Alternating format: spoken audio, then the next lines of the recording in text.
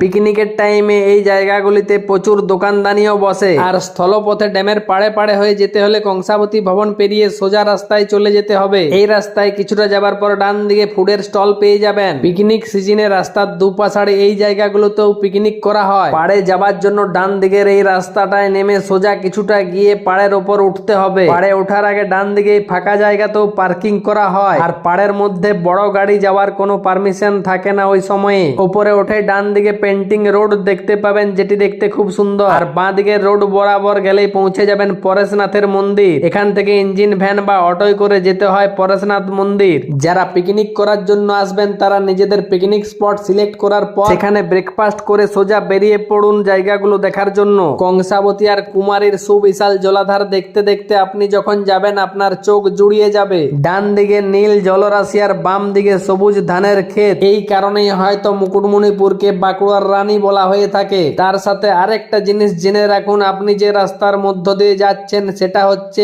এশিয়ার দ্বিতীয় বৃহত্তম মাটির বাঁধ। যাবার পথে বাম দিকের অংশে কিছু পাড়া ঘর বাড়িও দেখতে পাবেন। দেখে ছবির মতো সুন্দর লাগলেও জীবন জীবিকা আপনার শহরের মতো অত সহজ নয়। এই মাটির বাঁধটি প্রায় 11 কিলোমিটার লম্বা। কয়েক কিলোমিটার আসার পরই পেয়ে যাবেন মুসাফিরানা ভিউ পয়েন্ট। এখানে টিকিট কেটে ভিউ পয়েন্টে গিয়ে সুন্দর দৃশ্য আপনি দেখতে পারেন। মুসাফিরানার বাউন্ডারির দেওয়াল বরাবর আপনি বাঁকুড়া জেলার সমস্ত পর্যটন কেন্দ্র এবং ঐতিহাসিক স্থানগুলির চিত্র একসাথে পেয়ে যাবেন। এই সমস্ত জায়গাগুলো ভালো করে দেখার জন্য আপনাকে হাতে একটু সময় নিয়ে আসতে হবে। মুসাফিরানার বাউন্ডারি শেষ হবার সাথে সাথে এই চিত্রগুলিও শেষ হয়ে যাবে। খানিকটা আসার পরেই পৌঁছে যাবেন পরেশনাথ।